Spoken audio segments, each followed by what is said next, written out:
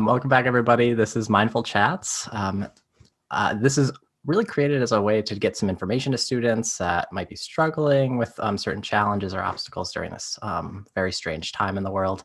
And I know we've been talking a lot more about self-care. So as a way to make people more visible on campus, faculty, staff, to share some of their stories, I've tried to change it up a little bit. So this is part of that series. And today joining me is Allison Peer. Do you want to introduce yourself?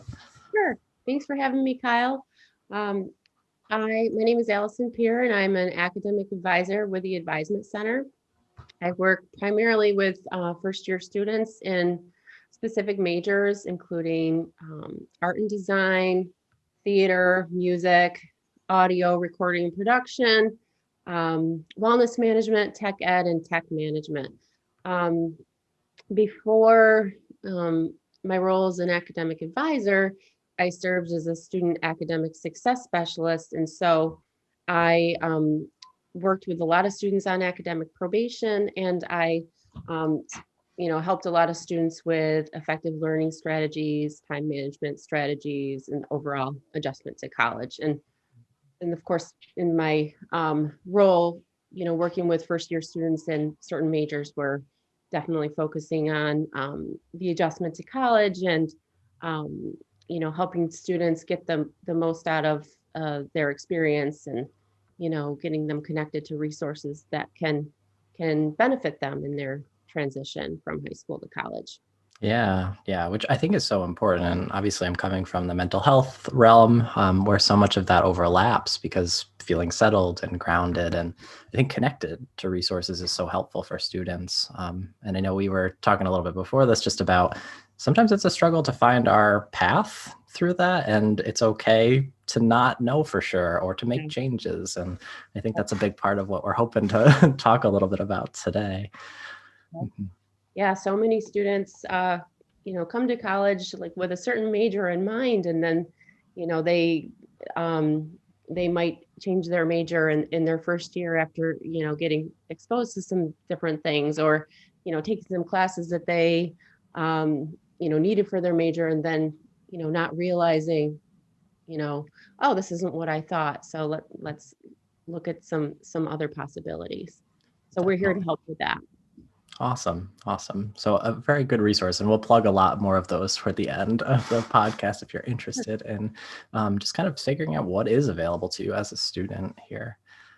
So I figured I would start this because we are in like a strange time, and I've been checking in with people just to see what their life is like during this very strange time and remote world that we're in.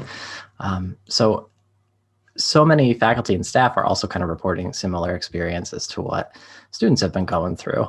And I feel like a big part of the struggles have been adjusting to this. I know we've been in it for a year now, but it's still difficult. So have you experienced any challenges or unique experiences that you're trying to figure out? Definitely. So when we first went remote last March, I really didn't want to work from home. I liked to keep my, work life and home life separate. It had taken me a while to get that separation. And so, we have what we need at work to do our job. So it was definitely an adjustment. One of the struggles that I had personally at the beginning of the pandemic was because we were doing everything so much more online instead of in person. I was having to email so much instead of students coming in and having a conversation. So I actually got some really bad carpal tunnel symptoms from being on the computer, and also like trying to work on my laptop on my couch, which isn't good posture, not good for your body. So I really had to like kind of take a step back and deal with all that. So I used voice typing when I had to type really long emails or communication to my advisees or incoming students. So that was really helpful. I also just had to be more mindful of taking breaks.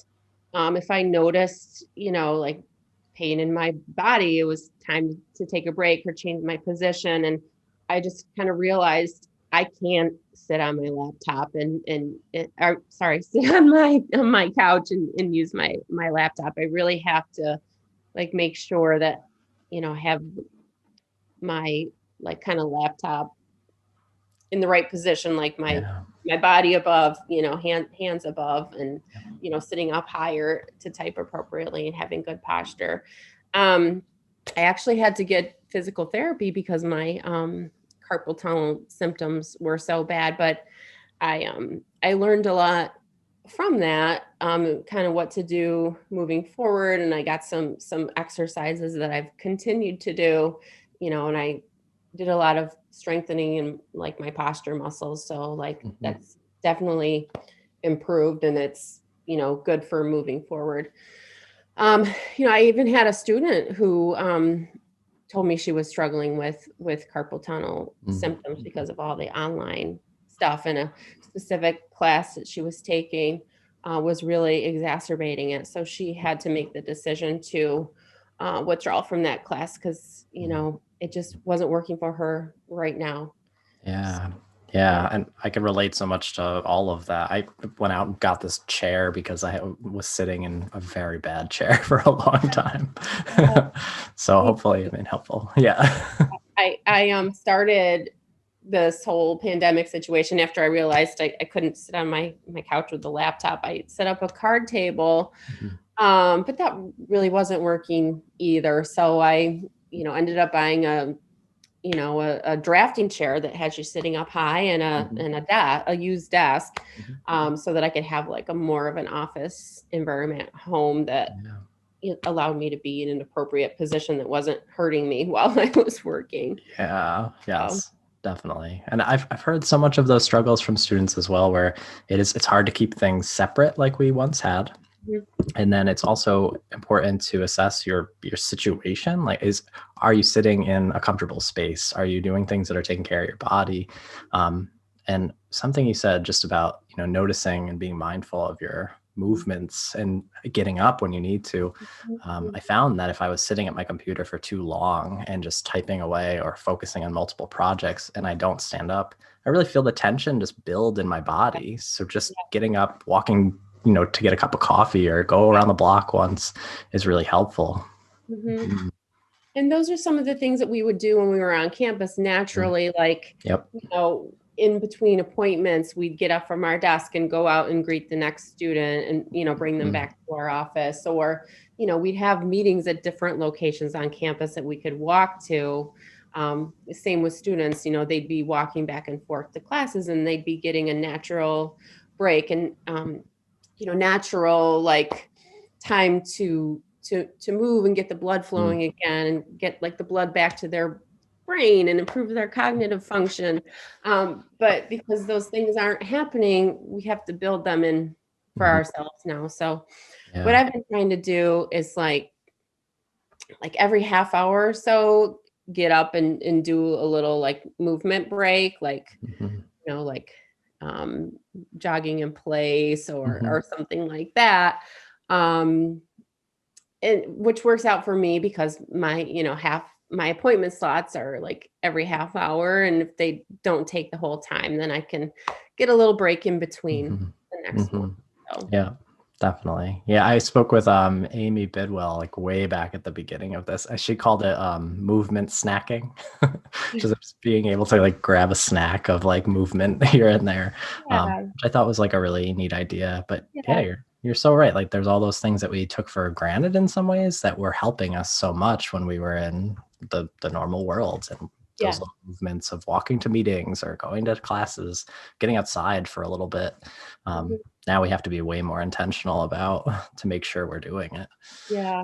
Mm. And I think sometimes like we need to help students give themselves permission to do that. Like Mhm. they might think, oh, well, I have, all this work to do. I need to move on to the next thing. But, your body and your brain are going to function better if you give them a little break and some movement. Definitely. We're not machines. We can't keep our brains turned on, all day long. Right. Definitely. Definitely. Yeah.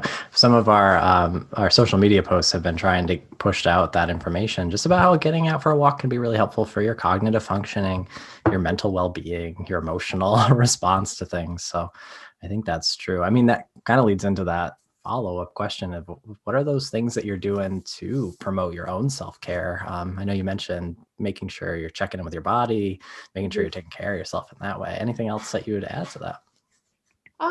Yeah. So I, make sure that I get enough exercise throughout my day and my week. One of the things that I struggled a lot with as a student and as a young adult was my sleep schedule. Like I, didn't sleep a lot. I found myself awake a lot. And, it was for different reasons. Sometimes it was because I was doing work too close to the time that I was going to bed. So, I kind of figured out at one point that I like as more of like a student, like I needed to stop working by like 9 p.m., give myself time to wind down. As a professional, I try not to work that late into the evening because I have other things that I want to spend my time on and need to spend my time on. And to improve my sleep, the thing that I figured out helps me the best is just to make sure I'm getting regular exercise to like tire out my body. Um, and so, I just need to make sure that's happening enough times during the week.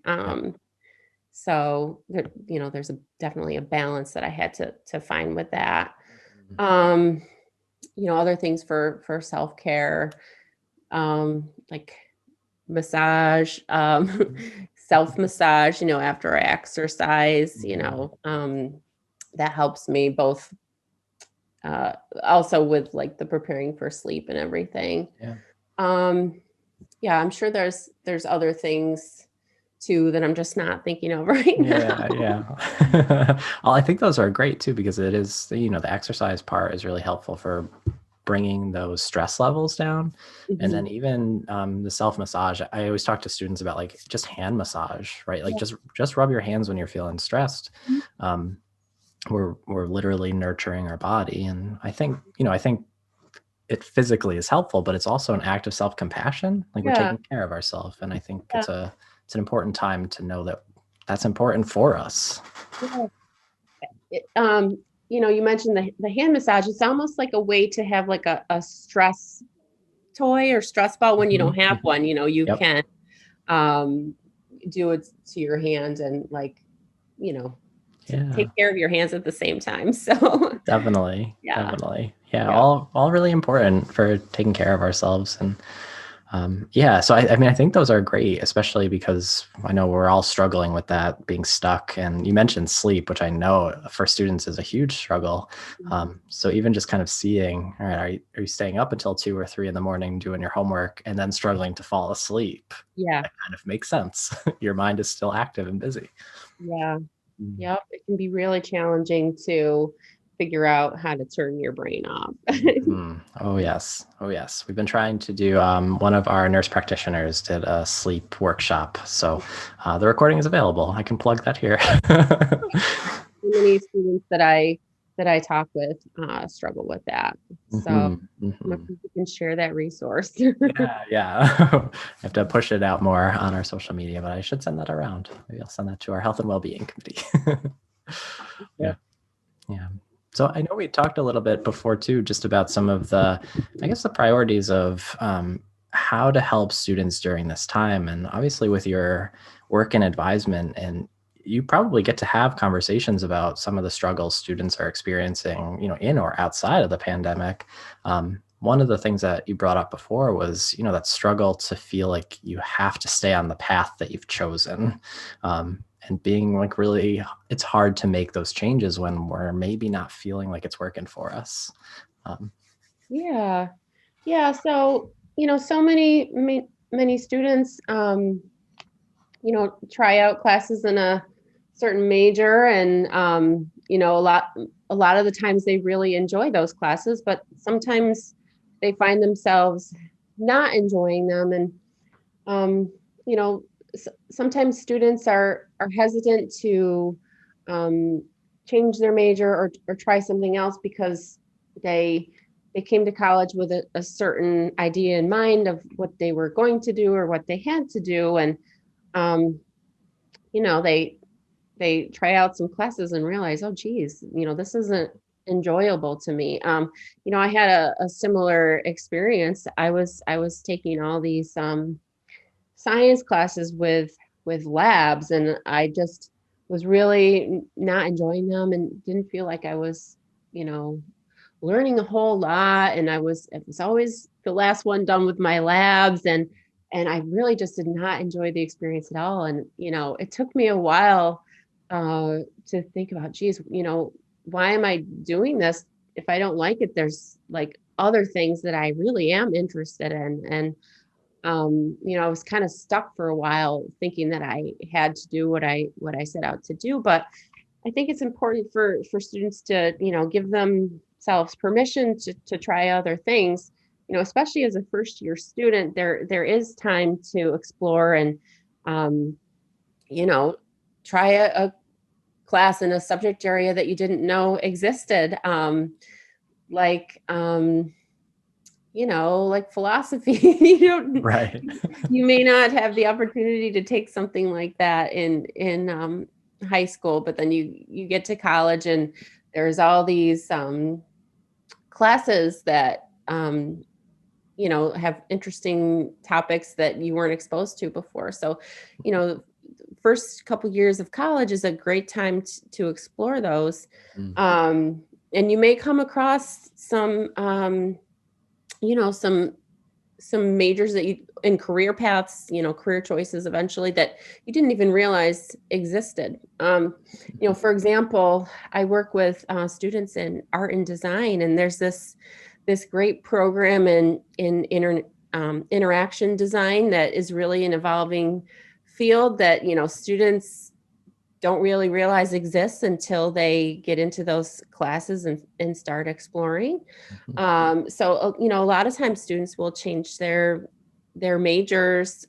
Like they'll start as a graphic design major and realize, oh geez, there's this really cool emerging field that I can get involved in that is really more in line with what I want to do. And so Mhm. advisors and faculty are here, and the career coaches and career services, we're all here to help you explore the possibilities of um, what speaks to you, what connects with your interests, what skills do you want to build and take with you. Mhm. um, you don't even have to necessarily major in something directly related to your future career. Lots of times you're going to specialize more, like if you go on to graduate school. So I think it's just really important for students to make sure that the classes that they're taking for their major, they're enjoying. Because if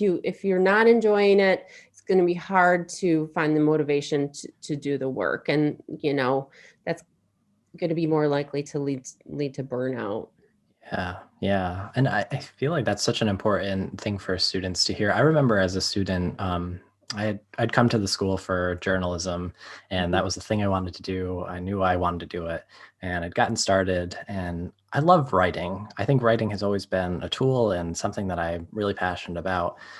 But I found myself in those classes feeling like it was too rigid and structured, and it limited my creativity that I could have in it. It's just creative in a different way.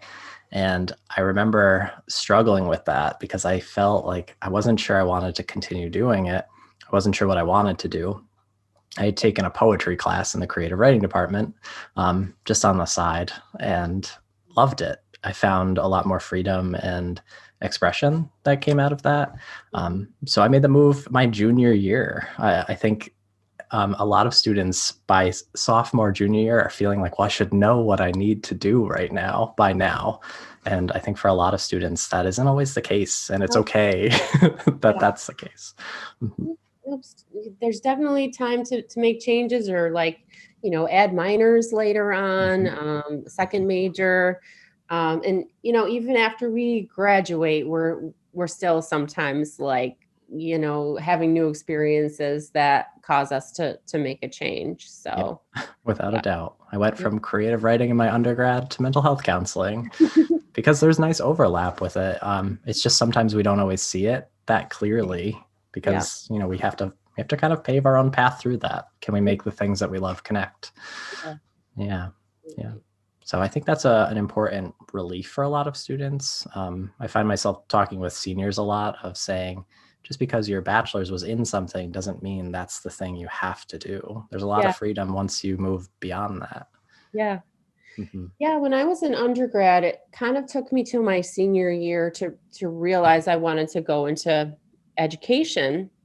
And there were some literacy classes that sounded interesting to me. So I went to go talk to one of the professors, and, I told him about my interest, and I actually kind of felt guilty about not having made the decision sooner. And I was apologizing to him for that in the conversation. He says, "You don't have to feel bad. Like, um, there's, still time to, go into education." And that's one of the nice things about graduate school. You can, major in one thing as an undergraduate and, kind of specialize in something else during your next step. So, that's what I did. I got my bachelor's in psychology, and then my master's in education. And like you pointed out, Kyle, you know, the things that I was interested in still connected. In psychology, we're learning about cognitive psychology. How do we learn and remember? Those were the things that I was really passionate about. And of course, as a teacher, you need to be able to help students with learning and design experiences to help them learn. And now I get to talk to students about what I'm really passionate about is, how does the brain learn and remember, and how can we take research in cognitive science and apply that to be more effective in our learning. So those conversations are really fun to have with students. And we definitely have, workshops that students can go to help them, get introduced to some of those effective learning strategies that are in line with the way our brain actually, processes and retrieves information. But I always enjoy having those conversations one-on-one with students, talking about, okay, what's the science behind it? What's a strategy that you can try? Give them a couple weeks to try it out, and then we can get back together to see how it worked and then tweak it a little bit. Those are fun for me. Definitely. Yeah, because I think that's a really helpful way of helping people to understand what's going on internally and then help them to work with it, to feel like they have choice and can make changes. Yeah. I love that. So I get the sense there are some resources where if you're a senior, junior, sophomore, freshman kind of looking at this situation right now and saying, I'm struggling to figure out what I want. It seems like you have some places that students can go to talk it through. Anything that you would highlight here? Yeah. Definitely, career services is an excellent resource. That was kind of one of my regrets as an undergrad, like waiting to use career services until I was a senior. They're not just there for helping you with your resume and finding a job after you graduate. They're available to you during your whole time here, and they can help you explore different possibilities based on your interests. There's self-assessments they can do to help you figure out, what majors and careers might be in line with your interests, your goals, your values, like what, you want to find yourself doing something that's going to energize you, and you're going to want to get up and go to work every day. So, career coaches and their trained student navigators, can help get students started in these explorations. Also our Excel office has so many internship opportunities. So I would encourage as many students as possible to do internships. They might get exposed to something that they love that they didn't realize was a career choice. And studying abroad also. Those are things that I didn't do as an undergrad because I was just too nervous. I didn't feel prepared to be. Well, one of the things I thought, I just assumed that studying abroad would be more expensive and I wouldn't be able to afford it. But when you actually look into it, there's so many programs set up. It's generally a similar cost to what you would be paying on campus. So don't be afraid of the financial piece. We have a whole study abroad office that is dedicated to helping students figure that out. And same with internships. There is a process to setting one up, but our Excel office has done a really great job, setting up the website to help students understand the process and putting the opportunities all in one place so students can go in and apply. And there's staff dedicated to working with those students and answering their questions. So, if you start early, talk to your advisor about, what types of things you're interested in. And so you can kind of be strategic about being able to fit in those things, the studying abroad potentially during your junior year, the internship opportunities. Some of those can be done over the summer too. So they don't all have to be fit into the traditional semester. So, share your goals and your interests with your academic advisor or your faculty that you feel like you really have a connection with, so that you can, see what the possibilities are to accomplish all these things that, you're passionate about. Definitely. Yeah, I think you highlight a really important point there too, because I think a lot of students feel like they can't go to a resource unless they have it figured out what they need from the resource. Exactly. And what you said there was so powerful because I think even just not knowing for sure is a great place to start, because then you have someone who can offer at least a different perspective or your options to talk it through a little bit more. And especially if it's, a comfortable place, you're with somebody you appreciate and trust. And I think that is a good place to start talking it through, even if you feel unsure, even if you're facing unknowns. I think that's probably the best time to check in. Yeah. No, the people who work here at SUNY Oswego, want to work with students and want to help students. So we're not going to be, upset if a student comes and doesn't have everything figured out. We're here to talk it through with you and help you figure it out. And we enjoy those kinds of conversations with students. We wouldn't be here if we didn't. Right. Yes, very much so. Very much so. So it sounds like there's some great places where students could stop just to figure out maybe what their options are, get connected with new experiences. I love that you plugged study abroad. I know it's a weird time in the world for that, but I can speak to that just because I didn't do one until grad school. I did it over winter break. And it was probably one of the most amazing experiences that I've had as a person in the world. And I went all with people I didn't know. And I think that was really powerful too. I know people can be really nervous. You want to feel like you know who's in the group or what you're getting yourself into. But again, that was just trusting the professor that I had been working with. And it was amazing. So I think those experiences, you don't know what you'll get out of it, but you can take a lot from it. You grow a lot in those moments. Absolutely. Yeah. I think those kind of things, even though, we can be a little bit nervous about it, doing something outside of our comfort zone is going to help us, build independence and other skills that are going to be useful to us in our next steps, as we kind of graduate into, our career and more of an adult type of lifestyle. Hmm. You can have so Definitely. many experiences both inside and outside the classroom that are going to help prepare you for your next steps. And, you know, the time is now to take advantage of all those things that you're excited about. So, Yeah, definitely. Awesome.